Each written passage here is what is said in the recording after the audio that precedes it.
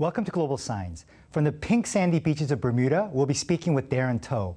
Darren is the brilliant portfolio strategist for the hedge fund Nefilia Capital. Darren, welcome to Global Signs. Thank you, Bruce. Nice to be on. Thank you very much. Now, what are Bermuda's key industries and how are they affected by COVID-19? Industry in Bermuda is insurance and reinsurance. And I would say that this sector has been very resilient, in the face of COVID. But another key driver of the Bermuda economy is tourism. It's a beautiful island, so a lot of tourists travel from the US, from Canada, from Europe. So that part has definitely been hit by COVID, as you would imagine, given it's, a lot less traveling that's happening in our world today. Now, how is the COVID-19 situation in Bermuda? But since then, it's a very small island. It's only 60,000 people. So whenever there's an outbreak, it takes maybe a few weeks for things to resolve. So things feel very safe right now. I would say compared to the rest of the world, we feel a bit lucky that we're here right now.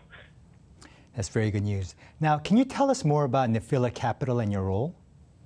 Capital, we're a very niche asset manager. We manage money on behalf of institutional investors, and the asset class that we specialize in is insurance-linked securities. And the key exposure there is basically natural disasters that happen in the world. And the key events to think about would be an earthquake that happens in California or in Japan, or a hurricane that hits the US, or a typhoon that hits Japan. So if nothing happens, we make money for our investors, but if something happens, then we pay out money. Oh, fascinating. Now, what is Nefilia Capital's investment strategy?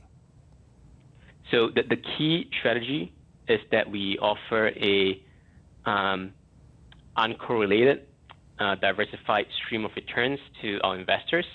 That's our key strategy, where we perform based on how and when natural disasters happen. So that's something that, when we speak to,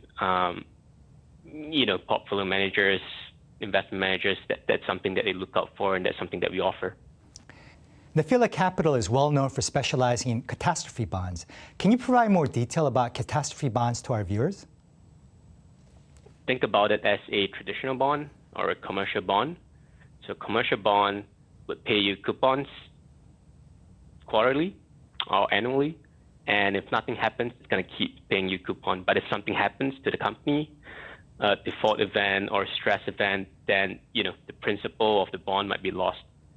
So if you compare that to a catastrophe bond, it's pretty similar. It's going to pay you quarterly coupons at a fixed amount. And if no disasters happen, if no catastrophes happen, it's going to keep paying you that coupon. But if there's a big earthquake in California, that's going to cause an event, that's going to cause losses to the insurance company, and that's when the principal of the bond, the catastrophe bond, would be affected. What is your view on cryptocurrency, especially Bitcoin, as well as the S&P index? When would be a good time to buy cryptocurrency and a good time to sell the S&P? That's a very good question, so I'll answer it. For me, just from my view, cryptocurrency, it's a very difficult asset to predict. It's very tough to predict cryptocurrency and what might happen there. And to be perfectly honest, it's not an asset that I fully understand. But I would say that based on what I've seen, it's very volatile. Things might happen for reasons that I don't understand. So I would say if you want to invest in it, probably think about splitting out your allocations over time instead of trying to time the market. And I would say for the S&P index, I would offer the same advice as well.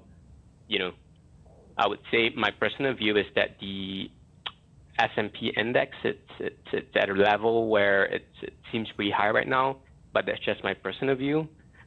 We're still going through a pandemic, and valuations for some companies or some industries are at record levels right now. So again, just my personal opinion, my advice to all my friends would always be just try to average it out instead of trying to time the market. Now, finally, can you recommend promising sectors to our viewers? in the broader alternative investment space, and I'm a very big believer of portfolio diversification. So I would say, encourage people out there to explore ways where they can diversify their portfolios. If you look back 10, 20 years ago, I would say alternative investments is much less transparent, much less accessible to investors on the street. But if you look at, developments, innovations in the past 10 years, I would say that a lot of that has improved. There's been big advances in innovation and technology where the average investor on the street can access things. In the past, it would be impossible, but with platforms available these days, digital platforms, you could actually own a share of things and earn a return from it, and at the same time diversify your portfolio. So definitely I would encourage investors to learn more about that route.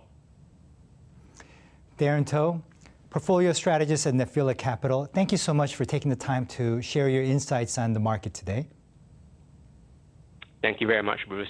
I enjoyed having you with me on this broadcast. Thank you very much.